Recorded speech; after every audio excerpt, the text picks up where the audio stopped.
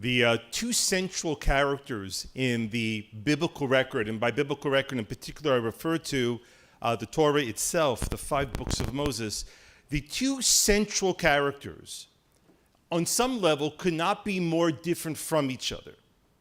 And they are, of course, Moses and Abraham, Moses and Abraham, in the respect that their personal stories have very little in common one with the other. But on the other hand, there is, I believe, a significant string to draw between the two of them from which we can derive an important lesson from. We hear, of course, in the Torah we're told that Abraham begins the great journey of his life when he is commanded by God, famously so in the book of Genesis, Lech lecha me'artzecha, that he should pick up and leave his home, and he should head out onto a journey, the final destination of which is not yet revealed to him. And at the age that we're told that he does that, it is 75 years old. Moses, accordingly in rabbinic tradition, is given the command by God to bring the Israelites out of Egypt. In other words, the moment when Moses, this simple, now assumed Midianite shepherd, stumbles, we are told, upon a burning bush. And from there he hears the call of God for him to go back to Egypt, where there's a bounty on his head, and take a people out. Rabbinic tradition accords that he was 80 years old. In other words, what Jewish tradition is seemingly trying to tell us is that the two great characters of the biblical record are people who are beginning the great journey of their life at the very moment that most people are hanging up their skates or cleats or golf clubs, whatever term you want to use. I'm not particular to this.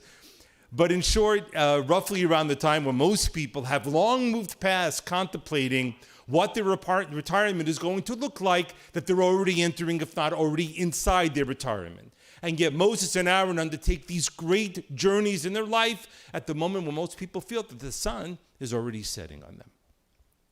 One of the things that COVID unleashed on the earth, in hindsight now that we look at it, not simply, in other words, not simply from a medical or scientific perspective, but I believe that there are some angles certainly that we can appreciate and understand from an anthropological and a sociological level. Now, one of them certainly is well appreciated by us at this time, and that is the effect that lockdowns had on children.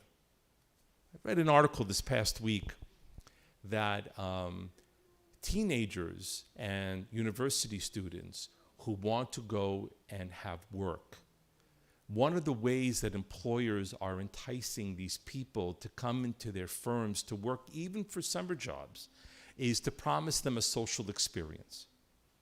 In other words, that they're not working alone, but they're going to be working in teams. And there's going to be programs for them to go at the end of work. And there'll be drinks on Friday and coffee clatches during the workday. In other words, one of the things that we understand that people who experience COVID, particularly for young people, is that the things that we often took for granted about interactions with other human beings, spending time with other human beings to the point that maybe you want some quiet time to yourself, these were all lost things to a wide swath of a generation over the past 5 years. And so they're craving it, understandably, in their life. I'm looking around at the crowd I'm talking to.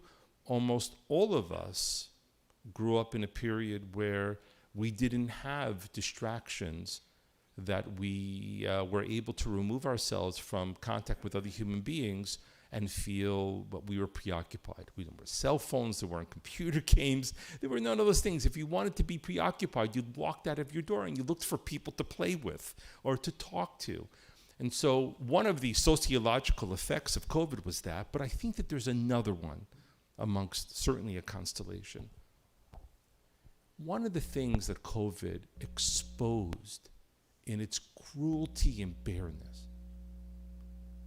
was that our society's championing of youth in fact led the most vulnerable to be the most affected by COVID. In other words, it was the elderly, the people who were older, who were most liable to be the victim of a serious bout of COVID. And one of the things that we saw repeatedly throughout, particularly North America, but much throughout the Western world, was an utter disregard at times for lockdown protocols, for concerns about containing the spread of the virus. And we were told over and over again, reminded that in particular the people who were most vulnerable to the effects of COVID were in fact the elderly, and then people looked at themselves and said, well, I'm not an elderly person, what do I care?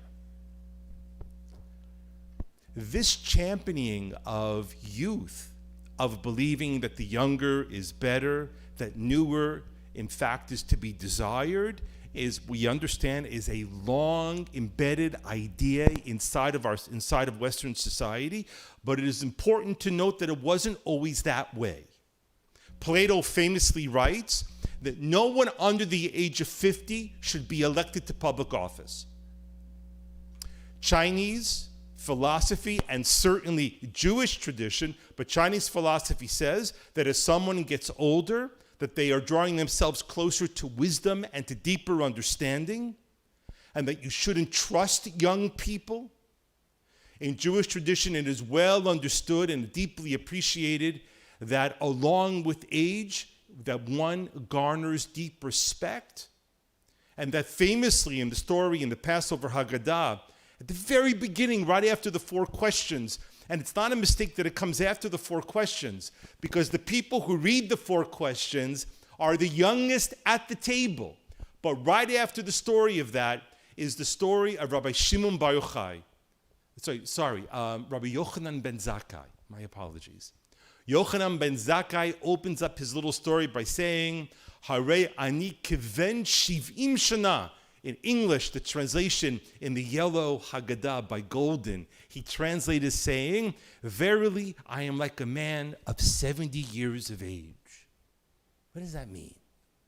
It means that Yochanan ben Zakkai was elected to the Sanhedrin to be the head of the rabbinic court at the age of 18 years old. And he was nervous that people wouldn't respect him, even though clearly he was a genius.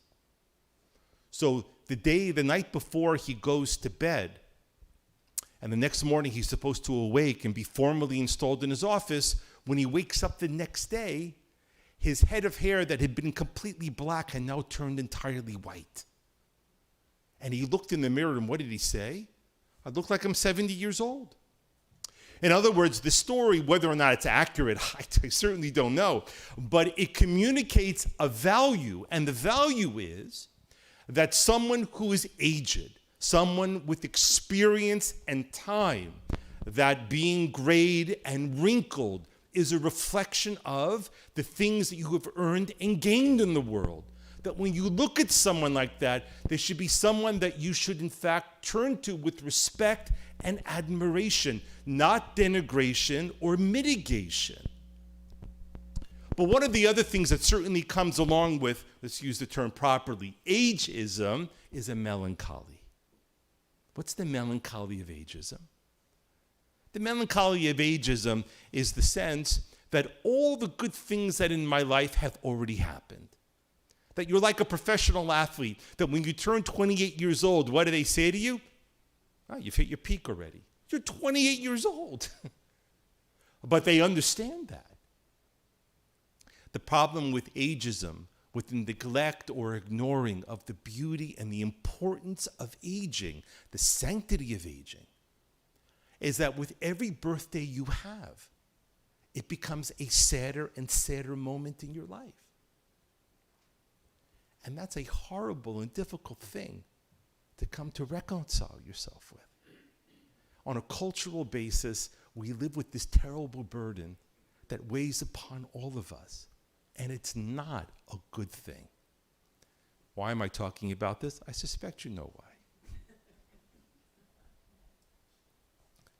I am not certainly capable of determining whether or not the President of the United States, who is an 81-year-old man is capable or not of executing the duties of his office. None of us are, for that matter. I mean, that's within the confines of a privileged relationship that he has with his team of doctors and maybe his immediate family. But the immediate assumption that because someone is 81 years old, that they can't hold public office is a mistake. And moreover than that, what I would say to you is that the assumption or the feeling that simply because someone has reached a certain number in their age, that we assume things about them is also mistaken. Because it is important to understand that everyone ages in their own particular way. I've met 95-year-olds who are sharper and far more interesting than any 20-year-old I've ever met in my life. Myself included, by the way. And I have met 81-year-olds who are clearly not at all capable of doing much in their life. For that matter, I've met 30-year-olds who are pretty much the same too. So, I mean, what I'm basically saying is that stereotypes are the weakness of weak minds. We are called to assess people on an individual basis. You know, I remember years ago, I went to a rabbinic convention in Atlanta, Georgia. And the synagogue, the shul that the convention was being held at was called the Agudath Israel. It was right off Peachtree. And it was this congregation that dates back from before the Civil War. Beautiful congregation, immensely large building, all with clapboard, painted white. It was a classic kind of southern building. It looked like a southern mansion. And when you walked inside the building, close to the sanctuary was an entire wall filled with the pictures and names of all of the rabbis who had steered and led the congregation starting from, I think, 1851 or 1852. As you can well imagine, this wall was quite large. And there were many, many pictures on it. Some of the rabbis had served maybe for a year or two. Some of the rabbis have served for decades. But over the course of the life of a congregation, at that point, it was nearly 160 years old, 170 years. You can imagine that there were quite a large number of people that had made their way through the building. And one of the things that occurred to me was that how humbling it is to look at those pictures and realize that there are things that come before and the things that come after. Which reminded me of something that a dear friend of mine wrote. It's a beautiful, beautiful article. David Frum, the past week he wrote an article similarly about Joe Biden.